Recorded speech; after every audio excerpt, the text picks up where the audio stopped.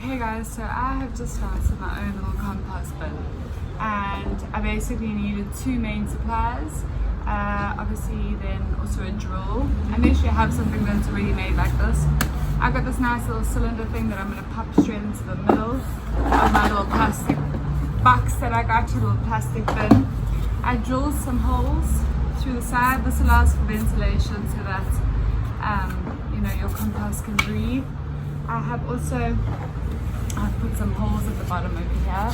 You want to have it at the bottom, you want to have them on the sides, and you also want to make sure that your compost bin has a lid, and that's in order to make sure that nothing's going to go inside of it, no rats or anything like that. However, the reason you also put it at the bottom, because you want it closest to the ground, you want to actually allow for some earthworms or anything like that that's going to manage to get its way inside there and actually help decompose your leftovers that you have and stuff that's actually going to put into the bin. I've seen many ways that people have done this. I thought, you know what, I'm going to start off small. I'm going to try this little cylinder thing in the middle, and obviously I'm going to place it straight in the middle where there's a hole at the bottom. I'm not going to fill my box all the way to the top so that it covers these holes, in order to allow some airflow coming from the bottom through to the cylinder and also through to the top. So you can use your cardboard that you use. You can even actually use cereal boxes that are left over that you can add into your compost bins, which is actually quite amazing. And yeah, old newspapers, as long as you put them into tiny little pieces, because it obviously helps the process of breaking them down. I think it's always a good idea to actually Google the kind of stuff that you can put in. I think it's always a bit of education, but yeah, when you can actually start keeping these things,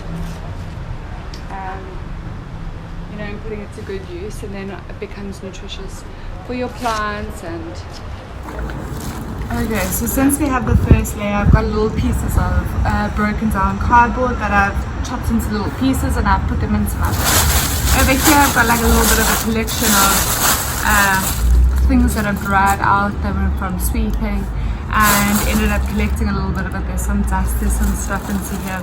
Obviously you want to try and avoid any plastic, I'm going to take that out of there. But there's dried leaves, there's all of that. I'm just going to lump it down in the middle over here. Got some dried up twigs, just going to want to break that down a little. You don't want to have sticks that are too big and too thick, because obviously it takes them a lot longer to break down. You want to try and put things that are either dried up, quite small. That's where you want to try and break it down a little. And you're just going to plunk that in the middle there. You can pretty much find anything that's lying around your garden that is of natural products. So I'm going to add a little bit of soil.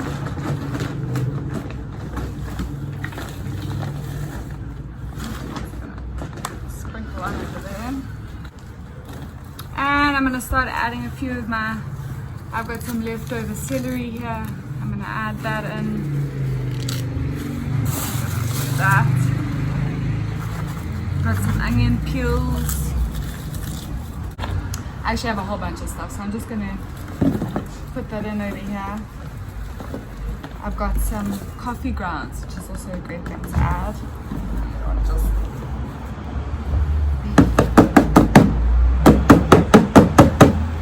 Add that in like that, which is great. I have some coffee grounds that I've just been drying out over here, so that's going to add a lot of nutritional value for your compost.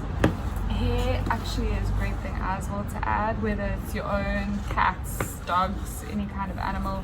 Obviously manure is great. So I'm going to start adding a little bit more soil. Okay, so over here you can see we've still got quite a bit of layers. Okay, awesome. So now that I've got my compost heap ready and layered, I'm going to go find a little corner that I can go and keep it in. And since I've made these holes at the bottom, it's going to allow for some earthworms or any kind of, critters to get inside of there. That's going to help me decompose my stuff that I've put inside here.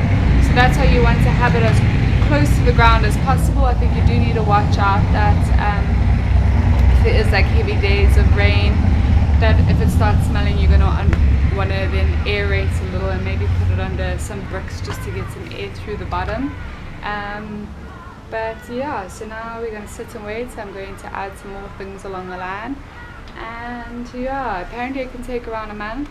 I'm not really too sure with mine. It's going to be my first time that I'm trying. We've just gone into autumn, which I think is always also a good time to start your compost. And then along the lines, I'm actually just going to start refilling it.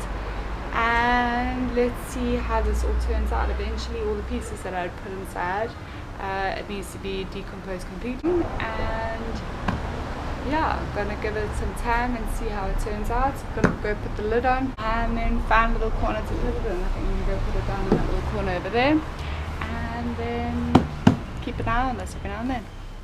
Stay tuned.